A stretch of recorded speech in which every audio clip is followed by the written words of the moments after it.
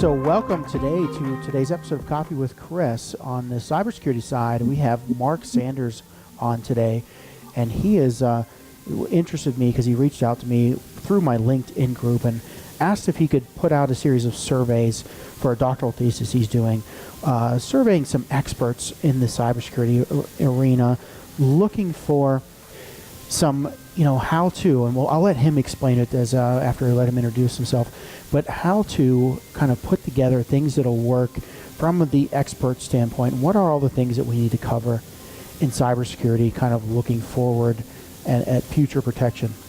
So, Marc, welcome to today's show. How are you doing today? I'm doing real good, Christopher. Thank you so much for having me. I really appreciate this opportunity. Sure, and I'm glad to have you. This is kind of a new thing we started here with the cybersecurity stuff, and I'm hoping that we can shed some light, especially on areas that I'm passionate about, and the critical infrastructure and the Internet of Things. And I just think there's, as well as from our conversations, you feel the same, there's some incredible lack of understanding or direction in where we're heading with cybersecurity in the future when everything becomes an interconnected device. And everything that has a computer basically starts communicating and negotiating for power online is the first phase in it, but then all the rest of the things that kind of go along with that. So, Marc, welcome today. Tell us a little bit about your background and what you're trying to achieve here with your thesis work. Well, as I guess I should start out by saying I've spent over 20 years working in law enforcement, and one of the areas that I've worked in is the cyber field, among others. But a few years ago, I started on a journey of obtaining my doctoral degree. And as part of the capstone of getting a doctoral degree, certainly you are expected to do relevant and interesting research through a doctoral dissertation. And one of the areas that was of great interest to me in working on my doctoral dissertation was that of protecting our national critical infrastructure from cyber terrorism. I became very interested in the field, and as part of that, you're expected to develop expertise, expert knowledge in the field. And so I set out on a journey of looking for all of the scholarly research, all the journal articles and books and things of that nature that discuss cybersecurity and cyber terrorism. And as part of this process, I decided to write my doctoral dissertation on the subject of attempting to prevent cyber terrorism to our national critical infrastructure. Now, while that seems fairly straightforward, there's a number of different areas and a number of different fields that I discovered were certainly germane and needed to be explored. What I decided to do was to basically try to do what is called a Delphi study. Delphi study was kind of a systematic procedure that was developed back during the Cold War by a group of scholars that worked for RAND. And what they did was they set about attempting to put together a group of experts that would explore how we could prevent being bombed by the Russians, which was a relevant importance, very significant importance back in those days. Well, fast forward many, many years to today, where we have a situation where we're trying to figure out how we can prevent our national critical infrastructure and our most important systems, both in the defense field and on the civil side, from being attacked by hackers that are basically bound in intent to attack us for criminal purposes, as well as potentially for terrorist purposes. What I'm trying to do in a nutshell is to develop a group of experts that work in the field and that have knowledge in the field, both in academia and on the practical side, that can provide us some answers about how we can prevent our national critical infrastructure from being attacked by terrorists or people that basically would want to do us harm. Yeah. So are you looking at more design, like a systems engineering approach, or looking at policy and things that people can make a decision on in their company or their organization? That's a great question because, as I said earlier, it is a broad field that needs to be attacked from a number of different perspectives. And one of the things that I'm looking at is how we can protect our systems that are basically built up of different components. What are those components that need to be protected? How can we better protect those components? That's one of the things that I'm asking the experts to weigh in on and give me background and information about. A second would be the management practices. We have folks that manage the different people that are involved in protecting our networks, protecting our systems, and they don't necessarily see things from the same perspective. They don't necessarily come from the same background. What are the things that we can do to get those folks? And these are things that are grounded in the literature that I reviewed that said, hey, really need to be addressed. They really need to be looked at. What are things that we can do to bring the people that work on a day-to-day basis on our national critical infrastructure and securing our systems together with the administrators that kind of provide the resources and the background to do that. The other thing that is very important is the policy perspective. From a policy perspective, what policies do we need to look at? What do we need to adopt? What do we need to enhance? Or what necessarily do we need to do away with from a policy perspective that addresses our national critical infrastructure? One thing that has certainly been something that's been struggled with in that background, in that arena, has been public-private partnerships. What are the partnerships between the government and our different private operators of national critical infrastructures? How can those be improved? How can they be enhanced? Finally, the decision-making systems, decision-making in terms of how we protect our national critical infrastructure and the systems that develop it, how can those be better enhanced? So these are all areas that I found that really need to be delved into and addressed by the experts. So what are you running into? I mean, as far as when you start talking about these different areas with people, what are you getting enough collaboration yet to start putting together some theories? Well, no, I'm still looking for experts that would be willing to participate in the study. Although I found a few, I'm still trying to get a broad enough group of folks together that might be able to help me with this. And what I am starting to see in terms of the answers that have come in so far, one of the things that is very interesting is, and I'm not so sure it's something that there's a silver bullet for, a magic cure. I think the underlying theme from both perspectives is that of trust. I think when you look at those public-private partnerships and you look at bringing the government actors and the private sector operators of the infrastructure together, that trust is something that is still developing and still needs to be developed.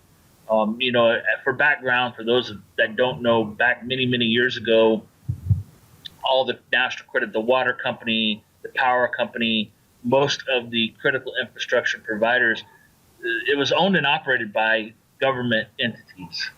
And then somewhere along the way, mainly in the late 80s, the concept of privatization of these entities came along, and we realized that not only would the government would they be able to give up the expense of maintaining and operating these utilities, but there could be a profit that could be made from having those utilities privatized and then taxed.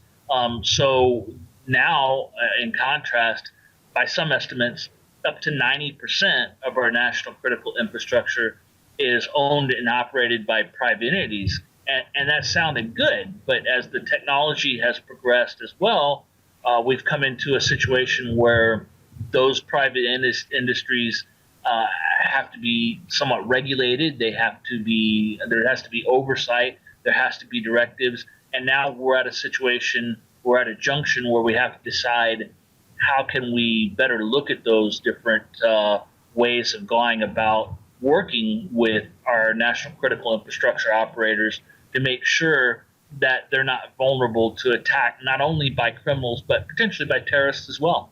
Mm-hmm. So in the whole trust and private-public partnerships, and I've worked a lot in this area too. So I've seen that a lot of, at least we'll say 5 years ago, the thought was the government's going to regulate this and it's all going to be fine. And then that has turned away from that to the government regulators said, let's follow a big business that is a groundbreaker and leads the way and do what they do. And we'll say that's going to be the standard. So I haven't seen that happen either. And then I think a lot of those would be kind of utility companies or these ex-government utilities that you said used to be part of the government, now they're private entities or whatever. And they've said, well, let me have a big vendor that can make a product that I can just implement everywhere, and that way I don't have to do the work. I don't have to make any regulation. I don't have or determine what the standards are. I'm just going to follow somebody that has something that works. So all three of those kind of big parties have been at odds, and just kind of nothing's been done is what I've seen. What's your thoughts on that? Well, I think that there has been some efforts to try to develop the public-private partnerships. It's something that our government has put some thought and some work into, but I think, as you said, it hasn't been solved. The problem is still there, and from a bigger perspective, I'm not sure that it's entirely something that we're just going to be able to regulate away. I think as long as we have that issue of our private entities not trusting the government, first of all, you got to look at it from the perspective of, if I ran a utility company, let's just say a water company, and there was somebody that was lurking on the perimeter of my company, and I thought that they were going to come in and poison the water, or they were going to try to engage in some type of sabotage, I would have no problem with calling the authorities and telling them, hey, I need you guys to come in and perhaps stop these people from entering, or if they have entered, get them out, do something to them. However, if I have someone attempting to attack my network and do some type of damage to it, if I call the government, or I call and I send up a red flag that I have these people trying to do some type of damage to my system, and I think there's the possibility that I may be able to stop these people on my own, you can see the difference there. Do I have the same responsibility to call the authorities and say, hey, these people are potentially attacking my system, my cyber systems, as I do to say, hey, these people are attempting to attack my physical systems? Mm-hmm. It's an important distinction, and one that is still developing in terms of what do we do to stop these things from happening. What about organizations like the information sharing, the ISACs? What kind of a role do you see them playing? It sounds like you're kind of describing exactly what they're looking at doing, at least on the real-time collection and monitoring of what different people feel as threats in these different public-private partnerships. Well, I think their role is very important, and I think that what they're trying to do is also very important. And I think it was also somewhat of a defensive measure to prevent things like the recently passed cybersecurity regulation, which basically mandates that businesses provide information to the government. So is that going, or having the ISACs, is that going to completely resolve or prevent the problem? No. Is it something that needs to be done in order to prevent the problem from getting worse? Yes, I think it's absolutely something to be done. And I think anytime that we can get our different businesses or operators, both public and private, because there are still several public entities that are engaged in utilities and maintaining the national critical infrastructure. Anytime we can get them talking and we can get them working together, that's a win. That's important. But they have to do it in a mutually respectful and productive manner, because if nobody is really sharing information with each other and all we're doing is looking at each other across the table and sharing information that's really not very useful, it's kind of a waste of time.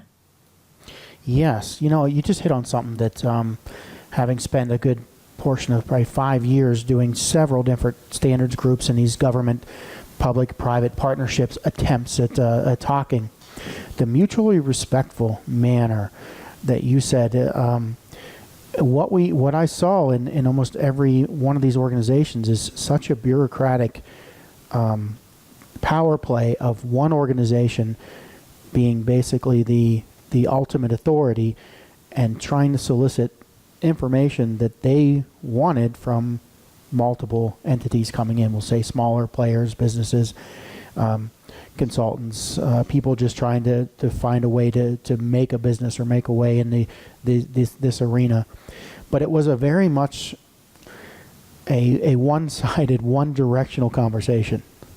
Did you see the same thing? Well, I think that's very important.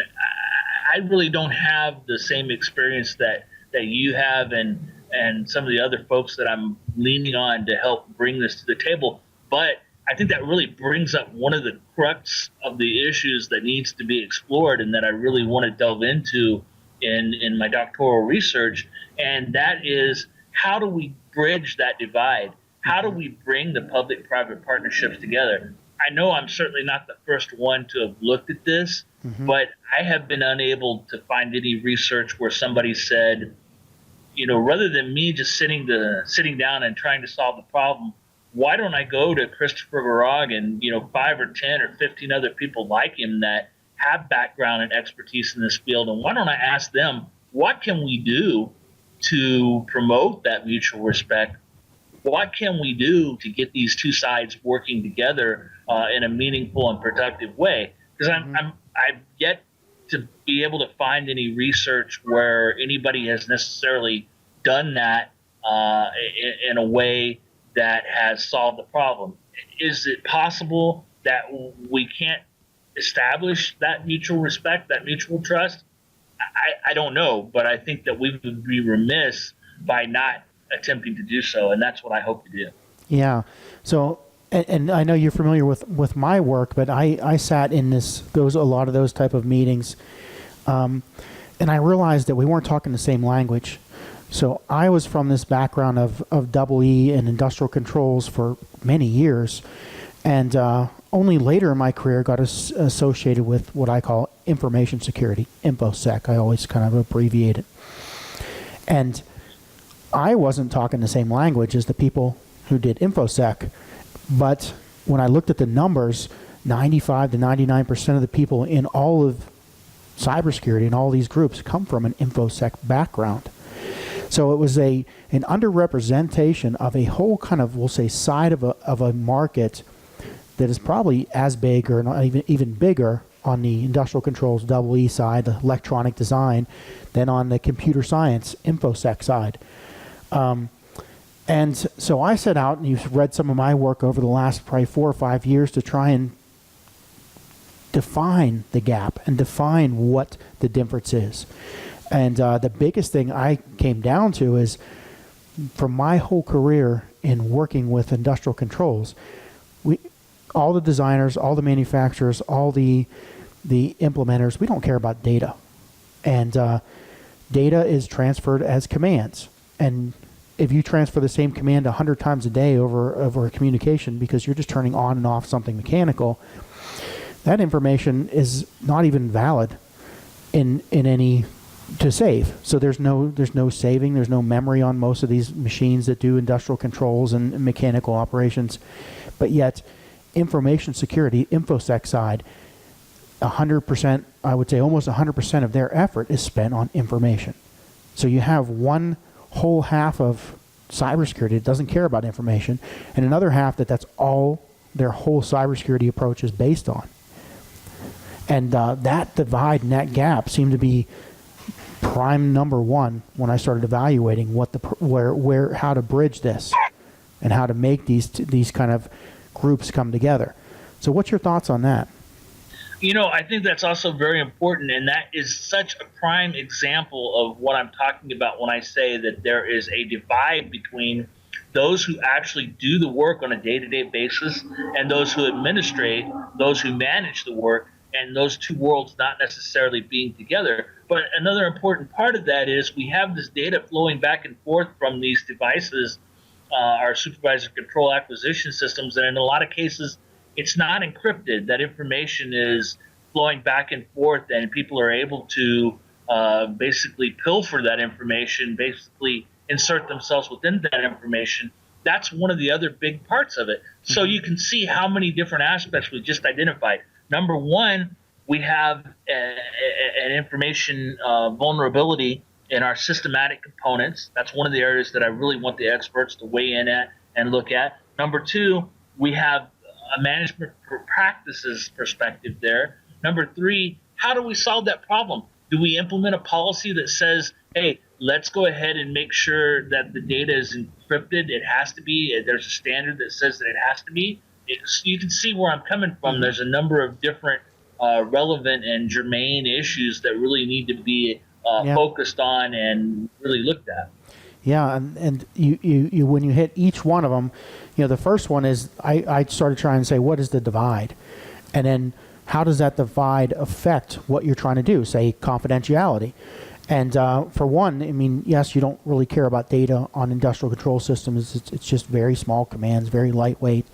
At the same time, you have designs around being lightweight that cause problems with the confidentiality methods, the encryption, because they take an unknown amount of time. So that gets into kind of the second divides, which is the people versus machine to machine, and the timing becomes an issue. And then some other divides, and this is just, you mentioned earlier, authentication, where in information security we authenticate a machine and a person together. But if you have thousands of machines running without people, you lose that whole piece of authenticating a person and a machine, and then the data, the communications is more based around how do we then trust that machine that is running without a person and could have had somebody else come up to it and do something to it. So that piece, and trust, I always say, is like the time of authentication. So if you authenticate a machine and then you walk away for 2 years, how do you know that 2 years later you still have it authenticated? So that piece of adding time to authentication is trust. But in the InfoSec side and IT world, that is done by people. So it's kind of removing the people aspect becomes the next big piece of how do these systems then, what divides are there? Well, I think, from that perspective, how do we go about it? It comes down to the question of what do we do in order to remedy that problem? Yes, it's going to take more time. Can we improve that through using better technology? Perhaps. Can we do it today? Maybe. There's so many different aspects that we have to consider when we look at those two different kind of what you're referring to as divides, that I'm not sure that I really necessarily have 100% solution. And that's what I'm trying to do, is get together a group of people that can not only A, do what you've just done and bring up specific problems, but B, provide what are the specific and relevant solutions that can be processed and adapted in order to do that. So that's why what I'm trying to do is so critical here. Yeah, and I believe it's critical too, and I applaud you for it, and I think that I hope that we have a lot of response to this and experts coming your way, and I definitely have helped with trying to circulate that. But I'd say the one problem that you're going to run into everywhere is people with this expertise are so busy right now that finding some time to pull them aside when they are one of the most pivotal pieces of their company is going to be difficult. You're absolutely right, and that has been a challenge so far. People that are doing this, I'm kind of relying on them not only to come up with these answers, but to develop a consensus among them. So that's going to require more than one round of questionnaires. Yeah. And I'm hoping I can find enough people. I'm not anticipating this process taking longer than 15, 20 minutes at a time. Mm-hmm. I'm just kind of hoping people can give me that much time to take a look at this and help me out with this, and kind of provide their unique perspectives that we can take forward and compile, and kind of like the guys were doing back in the 50s when it was trying to protect us from being bombed by the Russians. Now it's kind of trying to protect us from being hacked and possibly harmed by the terrorists. So both of these are very important endeavors. Yeah. Have you received much or looking at support in kind of the standards bodies group? Like kind of we talked about earlier, they're a lot of times big in the policy and wrapped in the government. Or are you looking for more of the small players that are in the companies, that are in the trenches, or kind of both? What's your thoughts there? Both. I'm trying to get a broad perspective, not only from the people that do this on a daily basis, but also the people that are involved in the policymaking aspect of it. And I'm not looking for necessarily 1,000 people to provide their perspectives. I'm looking for a small group of experienced people that have the expertise in this field, probably about 24 folks that I can really go to and get their perspectives, and then go back to them and say, okay, this is what I discovered during the first round of questions, validate it, and then go forward from there. Yeah. So what, on your first round of questions, give me some. I know I'm going to have you send me. I'm going to get on your list here too, but give me some examples so people can see what they expect. Well, one of the things that I go back to is when I ask people what are the ways that we think that we can be attacked by terrorists in our systems. One of the biggest ones was certainly infiltrating our supervisory control and access systems. Our SCADA systems was one of the ways. People also said, from a unique perspective, you need to really kind of be broad when you look at what are potential attack points, because while I think of public utilities, water, electricity, our wastewater control systems, they also said, look, our banking and our networks that we have are all done through computer systems, and if those are attacked, they could do us irreparable harm. If our banking systems are attacked through folks that want to mess up how we trade securities and how we go about our national economic activity, that is also certainly a vulnerability. One of the things that really kind of surprised me when I looked at policy making was people also said we need to not only attack this method of how we come together in our public and private partnerships, but we also need to sit down and we really need to look at having the government agencies that are involved in that work with our public-private partnerships. In other words, maybe there needs to be some type of ombudsman or group that we can engage. That's their job. They control the public-private, or at least administrate the public-private partnership enhancements.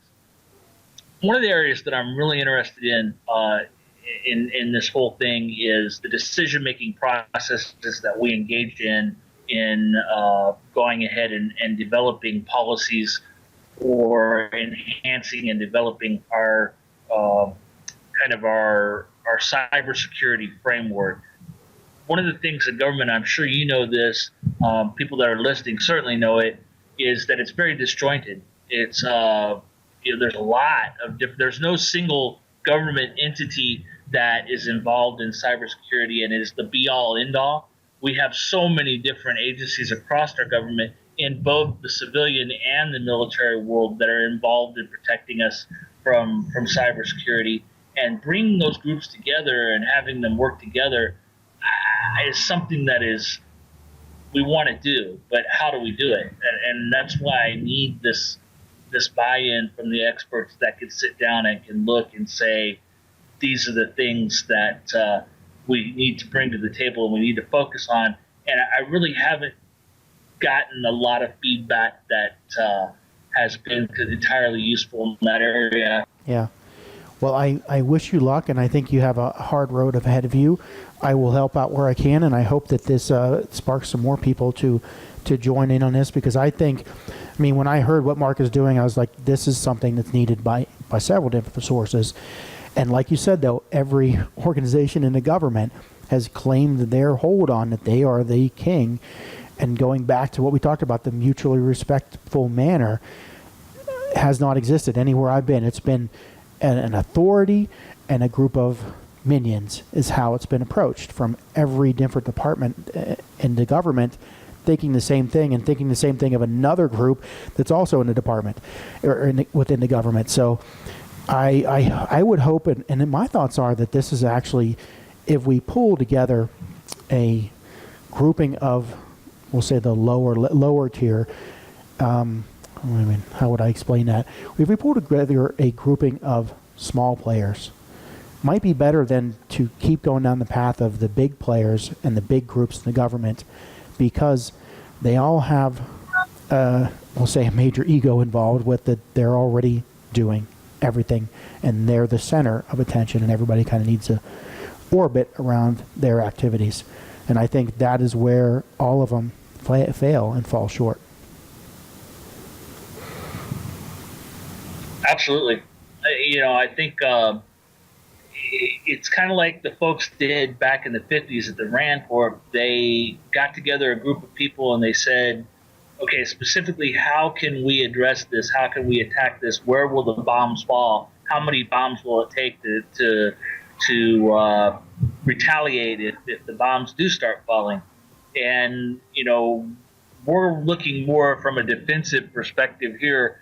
How can we prevent attacks on our cyber terrorist network? How can we enhance the defenses that we have in place? And I think they're doing that. They're getting together a group that is well qualified and knowledgeable in this field, that might be something that we might be able to enhance. So that's where I'm coming from, what I hope to do. And I really appreciate your help with this, sir. Yes. Well, hey, thanks a lot, Mark, for joining today. And you have a good day, and enjoy the rest of your vacation there in sunny Florida. I'm enjoying some snow here as we talk here. Thank you very much. All right. You have a great day, Mark. It's going to get worse before it gets better. Yep, it will. You have a great day, though, Mark. Thank you, sir. Bye. You as well.